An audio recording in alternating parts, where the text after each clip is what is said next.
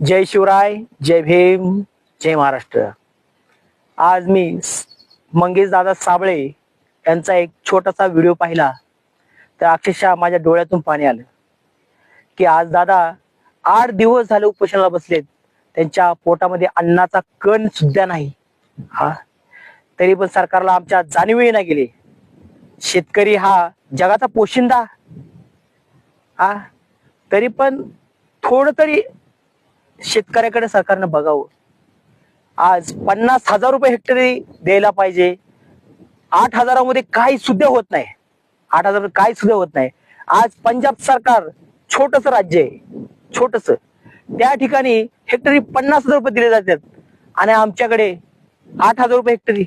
8,000 रुपये काय होतं तुम्ही सांगा? अहो, सोयाबीनच्या सध्या 2 पिशव्या सुद्धा येत नाहीत। म्हणून मंगेश दादा साबळे हे उपोषणाला बसले आहेत।